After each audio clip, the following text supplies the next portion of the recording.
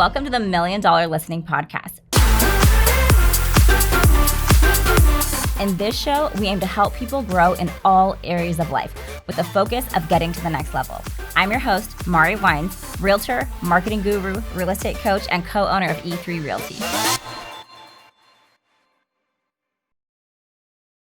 Alrighty, so we have longtime veteran Kevin here. I think you sold Jesus his first home, did you not? Yeah. It was by the burning bush. Whoa, there we go. That's a veteran if I've ever heard of one. Holy Lord. So I think you said earlier, maybe going on 20 years now? Yeah, 20 years. I'm working on my 21st year of real gosh. estate. Yeah, That's it's exciting. a long time. Yeah. That's a long time. You made it. Yeah, I made it. You so made far. it. Good job. I mean, And so I'm far. still alive. Hey, I'm still alive. Yeah. that's So it. Absolutely pat yourself on the back. I would for sure. Alive and happy too. You know what's the failure rate? 80-some-odd% in the first 5 years? yeah, I think it's like 78% in the first 3 years. Yeah. So that's Good pretty show. good. Good job. Pretty Good job. Yeah. So Means people like you. yeah, I've rode the waves. Rode the waves. Yeah, Good, I've bad, rode and the- uglies. Yeah, the good, the bad, and the uglies. I'm the ugly, by the way, just so Yeah, you're full yeah. aware, everybody. Well, we all know that. Thank you. Thank you. Do you want to tell us a little bit about yourself, your background, maybe how you got into real estate?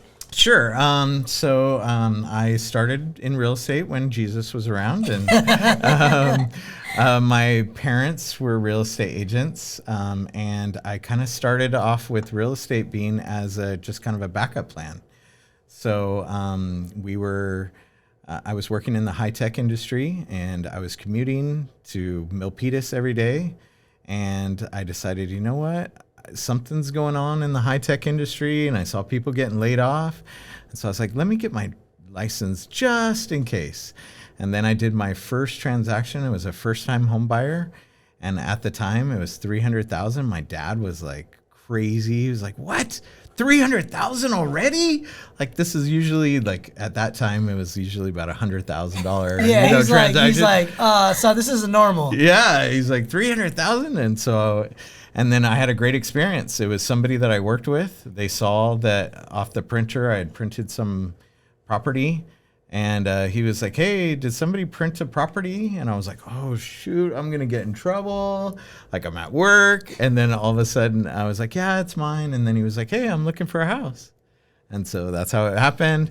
And then So crazy. yeah, it's crazy how That's it the all worked craziest thing. out. The little smallest thing in the world. Right. Right. A print flyer at your job that you shouldn't have been printing. Correct. Pulled your first deal, and it was 3 times what your dad was expecting. Correct. Yeah. So. That's there you go. That will get you hooked. Yeah. That will get you hooked. So, lesson learned: if you're planning on getting your real estate license, just go to your job and print out flyers. You get that? All the new agents. Yes. If you don't know what to do, print a flyer. And At maybe your work. At your work. Don't tell your manager, and somebody there wants to buy a home, and they're going to use you. Perfect. Got that Yep. one. That's right back here for Yep. the new guys. Right. So tell that to all your new agents. I love it. So did you work with your parents for a while? Yeah. So my dad was a broker, and so we worked. I worked with my dad and my mom, and we had the Vierra team, and we brought my aunt in for a while, and then my wife. Oh, you brought the whole family. Yeah, it was like a whole shebang, and so. And then the family kind of split apart, and we did our own thing, and yeah. So it's just been kind of ebbs and flows throughout the years, but yeah, that's how it all started. So you went to your first divorce pretty quickly there, huh? Family all came in and left quickly, huh? Yeah, It's like, yeah, this doesn't work. We're going to go separate directions Yeah, they were here. like, Kevin, we don't want to work with this guy yeah. no more. Yeah. Who was the problem? It was Kevin. It was Kevin. I've Always. seen Home Alone. Kevin's always the problem. Always Right? always the problem. I love it. Yeah. I love it. So that's how it all started. So 21 years later, what is your secret sauce? I think it's just doing the right thing. Like to last this long in real estate, there's always, you can kind of tell the agents that are trying to cut corners or trying to step on people's toes or trying to do the wrong thing, and it always comes back to haunt you. And so my dad was like really high integrity, and everybody kind of like respected him in the industry.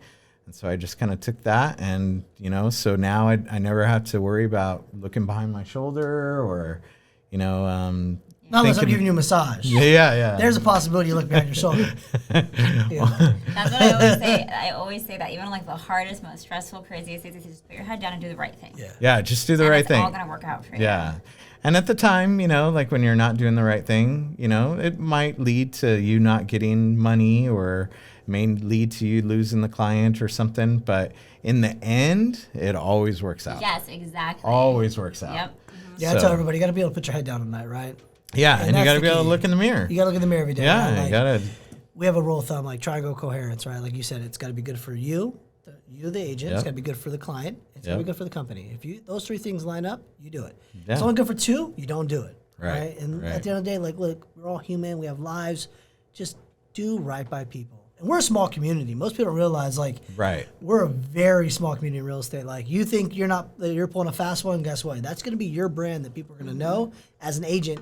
And when you try to get your clients' offers accepted, people are like, I don't know if I want to work with this guy's a little shady. Or this girl's a little shady. You don't want that, right? So at the end of the day, you want to make sure you do right, and people will always recognize that, right? So I imagine now, like, you want to get an offer accepted, agents. Like, oh, it's Kevin. Oh, I want to work with Kevin. Right? Because where most agents don't know, like, that's why you do the right thing all the time, is because when they know this guy's writing an offer, he's a professional, he does a good job, he's going to make sure he's got his clients back, he's going to make sure the job gets done. Those are the types of things you look for in an agent. Right.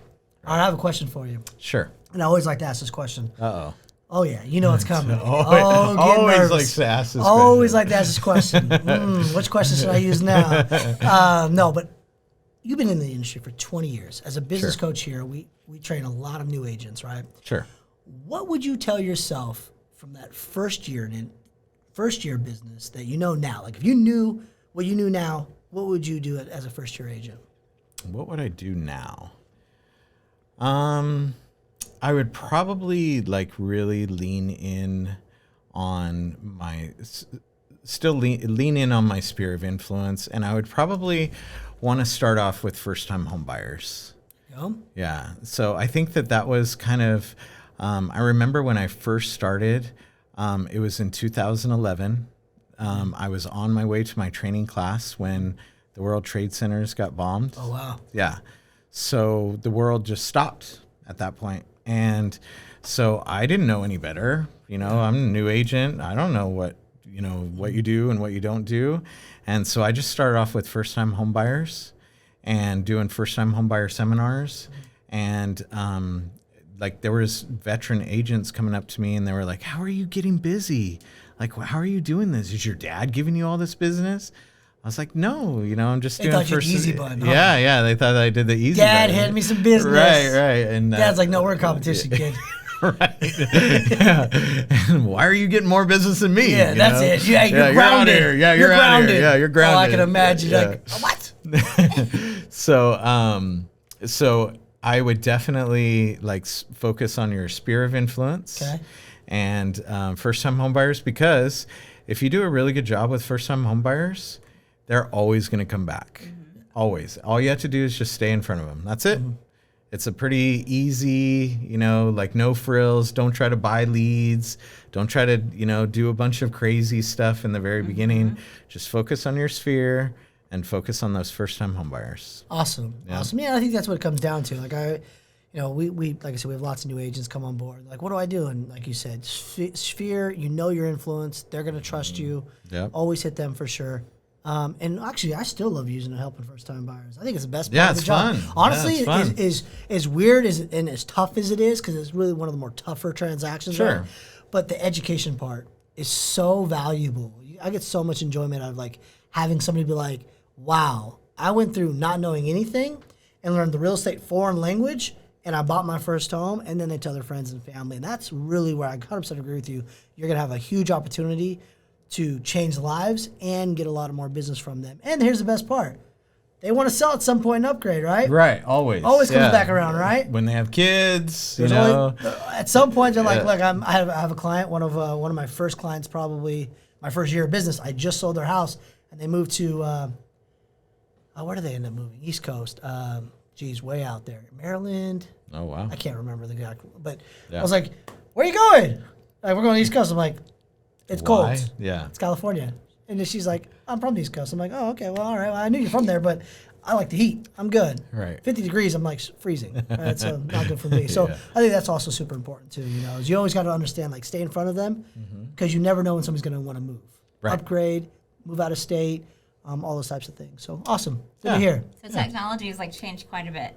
Sure, yeah. Are you kidding me? Was it like a notepad back then with Jesus? Like, you like literally had to like go like. No, it's stone. Yeah, stone. It's like, flip that stone. Hey, there might be a house there, right? Right. Yeah, the MLS was on a stone, on a tablet. Yeah. Oh, we're in trouble. So how did you stay in front of people when you first started out, and how do you stay in front of people now? And is there anything that you still do that you used to do when you first started to this day, even though we have all these new ways to be in front of people? I think the main thing is that people are people, and we've been people for umpteen million years, however long it is, and we all want to be together. That's just a common thing. And so I think that just being together with people, and like, especially now, like when I show up to somebody's house, they're like, whoa, like you showed up at my house? Like, wow, you took the time, so everyone is always in this hustle bustle, and I think that just showing up to people and just being around people, ways that you can kind of get in front of people, I think that helps quite a bit to earn that trust, because it's a lot harder. That you can fire off some pretty nasty stuff when you're online, or maybe it doesn't read right online. Totally. But when you're face to face, Chris is always trying to give me a hard time. But when we're face to face, I can give it right back to him. Absolutely, I would expect nothing less, Kevin. Nothing less. Hard times go both ways, my friend. Right, exactly. But I'll always give you a massage. I'll calm it down later. Jeez. Right. Makes me seem like I'm the bad guy. Yeah. Okay. So definitely, like. Staying in front of people is a lot easier, I would say, right now, because I don't have to do it all the time. But making it so, like, I stay in front of people, like with social media and the different outlets that like YouTube and the different things that you can stay in front of a lot of people. But then when you bring it back down to once a quarter, you're always visiting your clients, or having some kind of engagement with them face to face. That kind of more cements it. Yeah.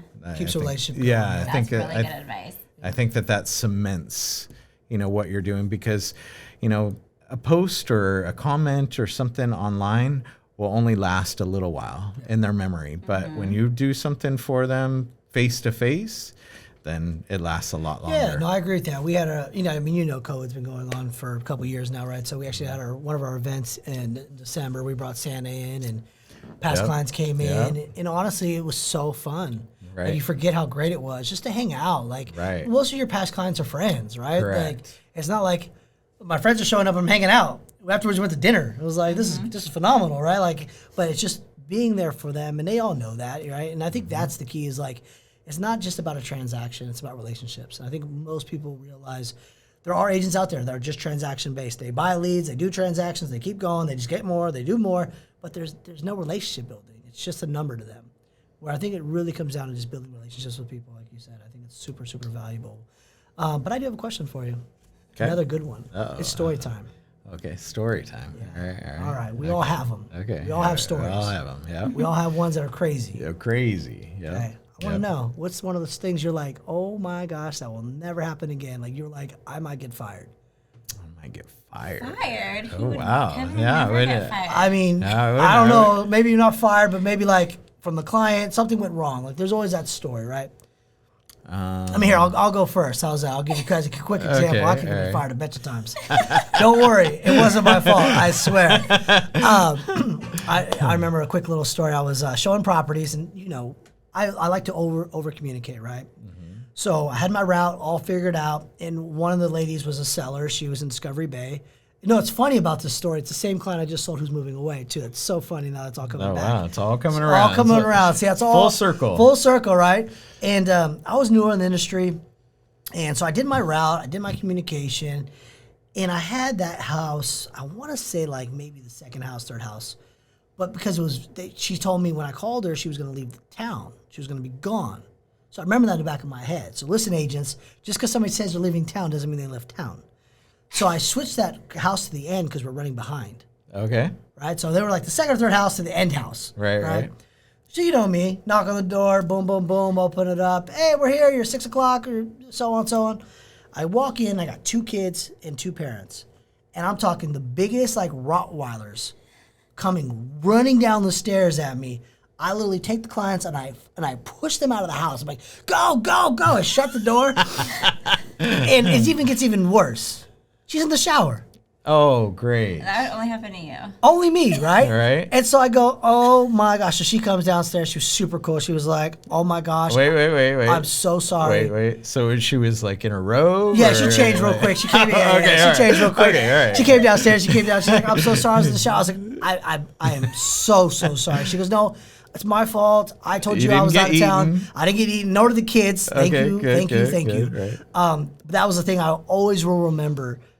I will always double check. I triple check now for every property that I show. And people might go, this guy just confirms, because I almost got eaten by some big dogs. So that's a story that I will share, because I think we've all gone through something like that. Kevin, don't leave me hanging on an island here. What's your story now? He's like, nope, that ain't me. No naked, no ladies in the shower. I think, well, I don't know how you would get fired from that, though. I don't know if Klein might have fired me. He Who just knows? likes to say the word fired. Yeah, No, I guess. I don't want to be fired. He tells people they're fired all day, and they're not really And I hire him fired, back so 2 seconds later. That's just like his favorite vocabulary word. Oh, okay. Should have been on The Apprentice. Should have been fired. I'd have fired him too for sure. You're fired. You're fired. And you're hired for another day.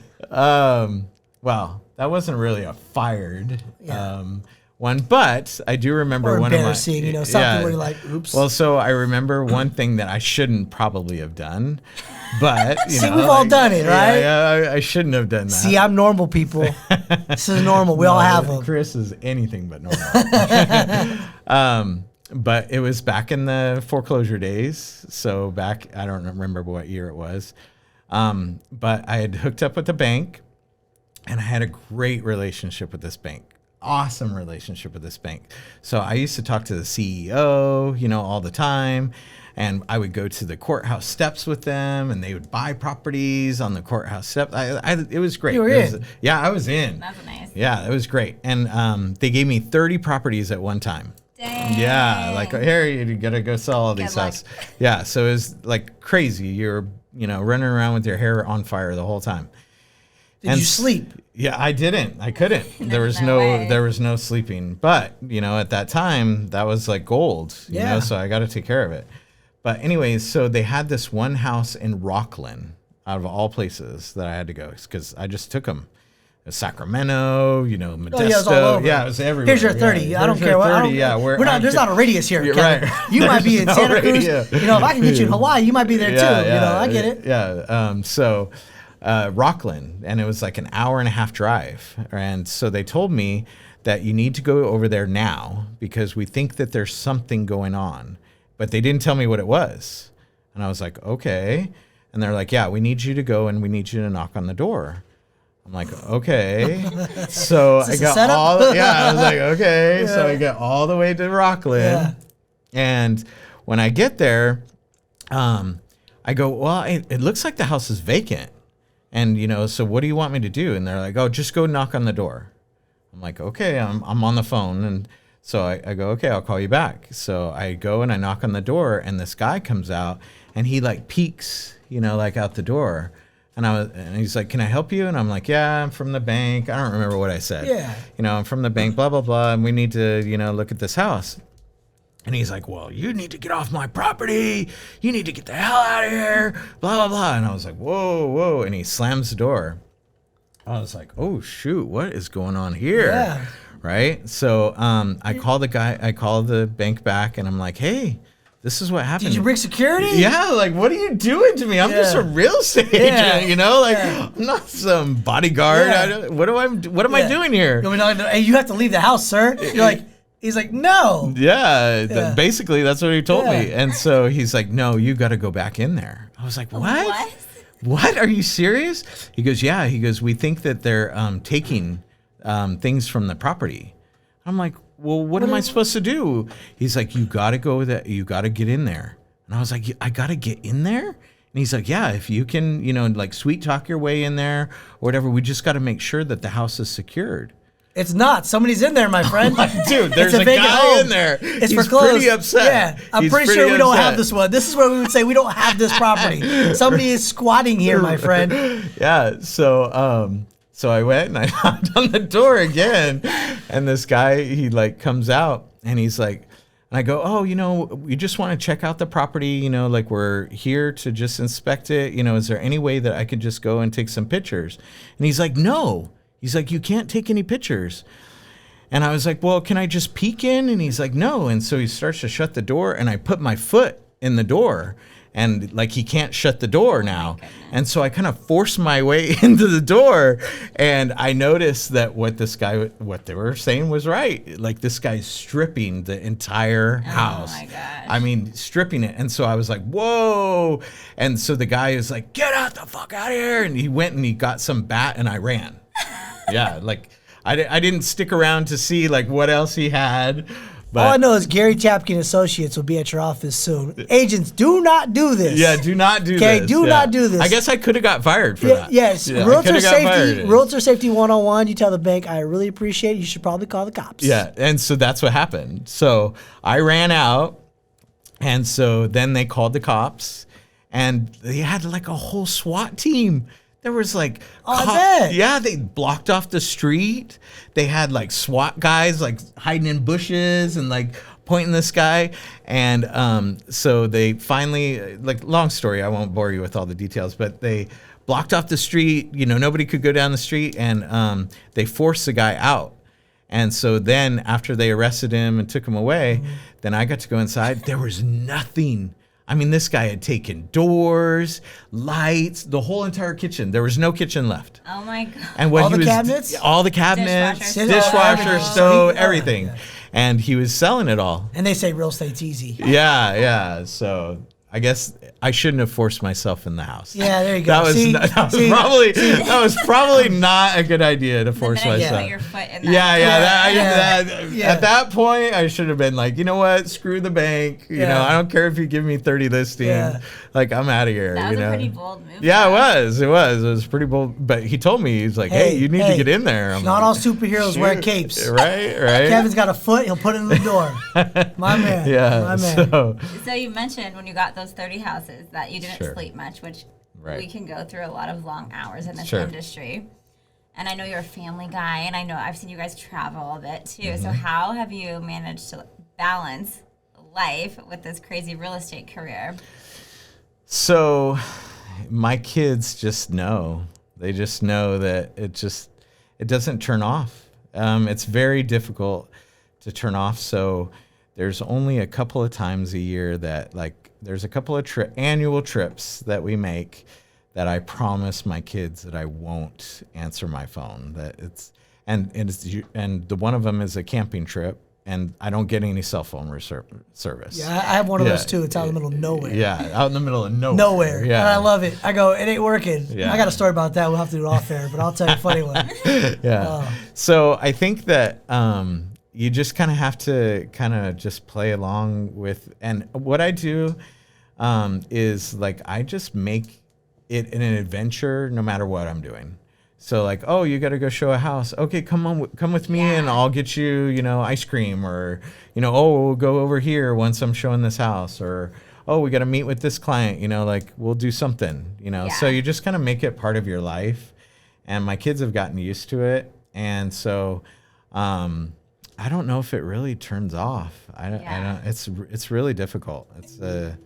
So if you're an agent that wants to have that separate life, I don't know if this is the right career for you. No, it's a lot of hours for sure. It's a lot of stress. I mean, I know in the beginning too, every little thing, even for like your clients, you wear it, right? Because I remember when I first started, I wore every little thing, and a lot of things now, like, that was so tiny, but you don't know. So even in general, you try to do everything you can to get rid of the stress, but there's always going to be some, Nothing's always perfect, right? As much as you want real estate to be a perfect transaction, it's never going to be perfect. And if it was, we'd be out of business, right? Well, that's one of the things that I love about real estate.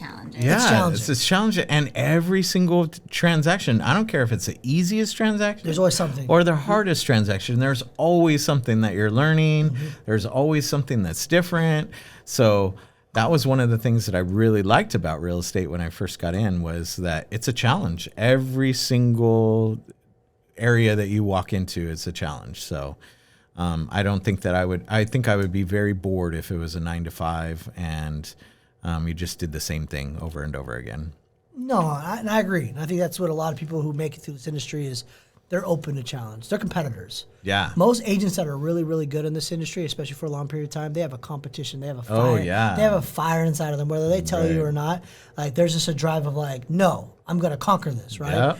And if you don't have that type of drive, it's very hard to be really, really good in real estate, right? Because it looks easy on TV. Super easy. Right? Super easy. Oh, hey, I negotiate. Hey, I just sold a $10 million property. Hey, we celebrate. That's not how it works, ladies and gentlemen. That's not how it works, right? So the reality of it is, I think it's just very, very tough for people to really understand what an agent does. And that's one of the things this podcast is all about. So we definitely want to have you come on again at some point, right?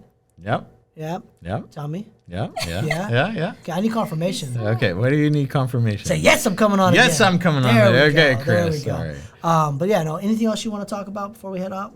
I just have a selfish question. Okay. Oh, here she goes. Just because I have first-time homebuyers getting their keys tomorrow, Okay. and I've sold all of their friend group, every single person, a house, their first homes. That's and cool. I'm like a big closing gift person, and so I normally get like a little a thing on the wall, the night sky, and it's their closing date, their address, and with the star. It's a picture of the stars where they were above the house the day that they closed on their first home, and it's a very beautiful piece to put up. But they all have it on their wall, and so I can't get these people tomorrow that gift. And so today I'm like, what am I going to get them? What am I going to get them? Do you have any creative closing gifts you like to give people? I mean, I think you should take a photo of Kevin, have him sign it, and give him as a gift. I mean, I don't know. I'd like, listen. They'd be like, who's this guy? Yeah, you could have had him, but you have me. Yeah. Right? No. So one of the things that I really like, and I actually like closing it a little bit like right now, or maybe in June or, something. And what I do is every person that bought a house, at Christmas time, I will get them an ornament that has their picture of their house and the date on it, so that they can just remember, like, oh, we bought this house this year, or this date. Yeah, I do that too at Christmas time. So that kind of gets them, like, so it's not an immediate thing, and so you get them something immediate right now, and then like 3-4 months down the road, then it's something else. It's another reminder, another touch. Correct. It's another touch. And I like it when it's better when it's like a few months before Christmas, because then they might have forgotten about it. But then, it just comes from being like, that's what we do every year. So like I always try to get my kids an ornament that has, like something that they did. Oh, they're ice skating or something, or they learned this. And so I get them some kind of ornament that reminds them, like, oh, you did this year. Mm-hmm. And then they'll gather all their stuff that when they move out of the house, they got some ornaments that they can take to their new house, to their house. So I think that something that is memorable right now is something that it's got to be about them. So trying to get something that is personable for them helps, like them. We send out, in the very beginning, we send out a Google form, and it asks them like what their favorite restaurant is, what their favorite sport is, something. And then I try to tailor it towards that. Can you send me that form so I can fill it out so you can send me a gift? Yeah, of course. You going to buy a house? No, I just want a gift. All right, one last question, totally changing the subject because I'm just curious. You're 21. Yes. What are your goals for the next 6 to 12 months next year? 2022 goals, 2023 goals, what are you thinking? So so the whole COVID thing kind of changed some things around, and I don't want to be actually the boots on the ground in real estate anymore. So I would like to travel more.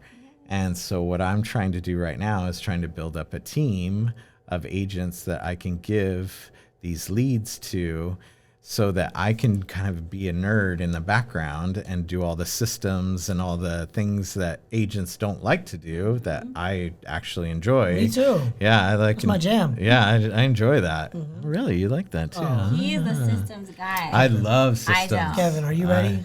I love systems. Hey, I'll have you come in.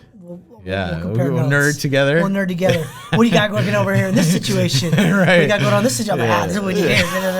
Oh, yeah, no, I like to nerd out. Yeah, I nerd out on that I like stuff. to break the CRM and then build it back up. All right. So Like you're kind of going after that balance that we were just talking about. Yeah, so I'd like to kind of do like more the back end, kind of stuff, and have, systems that people, that can use.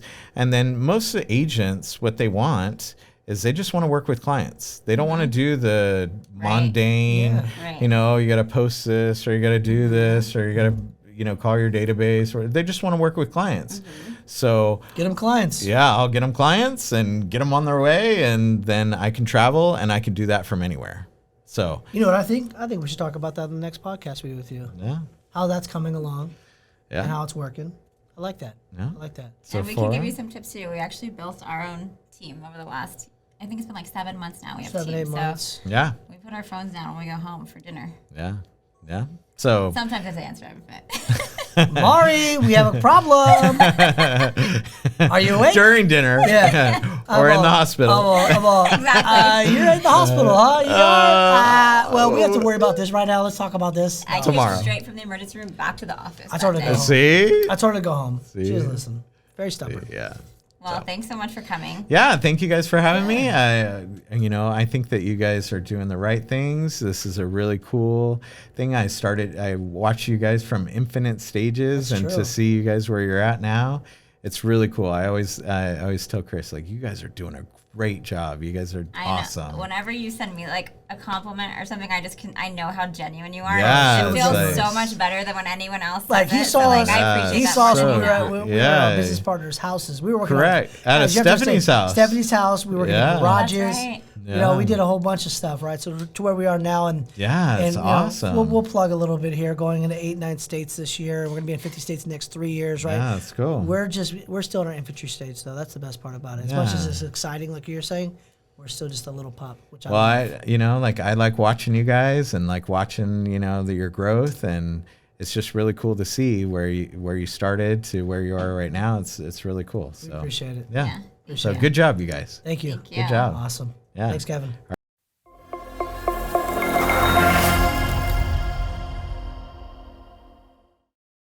Hey guys, tune in next week where I'm going to go over my journey on how I achieved the National Association of Realtors 30 Under 30 Award. I'm Darren De Silva with Realty One Group, and you're not going to want to miss it. Check it out.